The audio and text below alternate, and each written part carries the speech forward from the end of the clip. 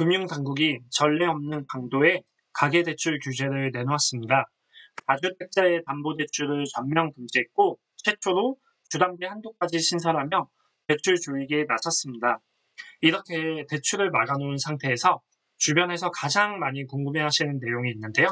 바로 내 월급으로 얼마짜리 집을 살 수 있을까? 였습니다.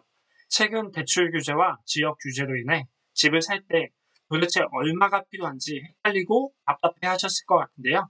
지금 바로 말씀드리겠습니다. 우리가 이렇게 집을 구경하다가 마음에 드는 집을 봤을 때 집 가격에서 얼마까지 대출이 나올까요?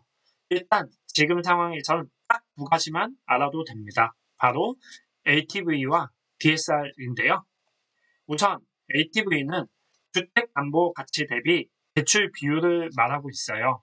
쉽게 말해 주택을 담보로 은행에서 받을 수 있는 최고 대출액의 한도예요.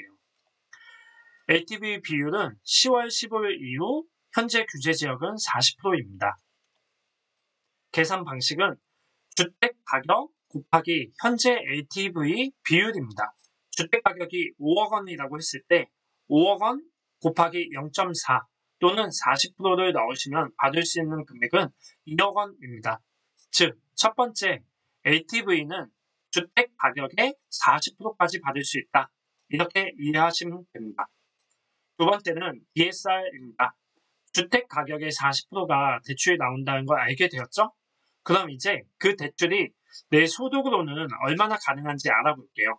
DSR은 총 부채 원리금 상환 비율이라고 하는데요. 쉽게 말해서 내 소득에서 모든 대출의 원금과 이자를 갚는 데 쓰이는 비율입니다.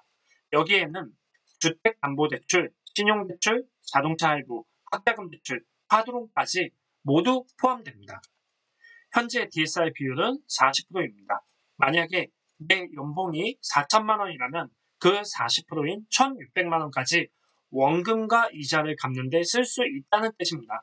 그럼 역으로 계산했을 때 1,600만 원은 몇 억 원의 원리금 상환액에 해당될까요? 예를 들어 7억 원짜리 집을 본다고 가정해 볼게요. LTV 40%라면 2억 8천만 원까지 대출이 가능합니다. 이제 내 소득으로 2억 8천만 원을 받을 수 있는지 확인해 볼 건데요. 네이버 검색창에 DSR 계산기라고 검색해 보세요. 이런 화면이 나오실 겁니다. 연소득, 주택담보대출 금액, 주택담보대출 기간, 대출 금리 직접 입력하시면 됩니다. 예를 들어 연소득에는 4천만 원을 적으시고 주택담보대출 금액에는 2억 8천만 원을 적으시면 됩니다. 대출 기간은 30년, 대출 금리는 4% 입력하시면 되고 상환 방식은 원리금 균등 방식으로 택하시고 계산하기 버튼을 누르시면 됩니다. 이렇게 내 연봉으로 가능한 대출 금액이 나오는데요. 주택담보대출금 2억 8천만 원이고 연봉 4천만 원일 때 금리 4%, 30년 만기, 원리금 균등 상환 방식으로 연간 원리금 상환액은 약 1,600만 원이고 즉 DSR 40%에 해당합니다. 그렇다면 잔금은 얼마가 필요할까요? 7억 원짜리 집을 살 때 2억 8천만 원은 대출이 가능하고 내가 준비해야 할 자본금은 5억 2천만 원입니다. 그리고 2억 8천만 원을 빌리기 위해서는 나의 연봉이 4천만 원이어야 합니다. 각자 연봉이 다르고 매번 원하는 집 가격이 다르기 때문에 계산하시기 귀찮으실 거예요. 그래서 제가 표로 정리한 가이드라인을 준비했습니다. 왼쪽에서 오른쪽으로 보시면 되는데요. 정리를 해드리면 연봉 4천만 원일 때 연 1,600만 원까지 원리금 상환이 가능하고요. 월 상환액은 133만 원 정도가 나옵니다. 이 1,600만 원은 2억 8천만 원의 DSR 40% 범위에 해당하며 2억 8천만 원은 7억 원짜리 집의 LTV 40% 금액인데요. 즉 필요한 자본금은 5억 2천만 원입니다. 자, 이렇게 오늘은 내 월급으로 얼마짜리 집을 살 수 있을까 알아봤습니다.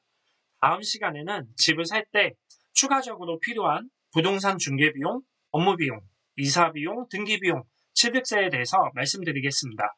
내 집 마련에 관심 있는 분들, 부동산 정보가 궁금하신 분들은 구독 눌러주시고 편하게 정보 받아가세요.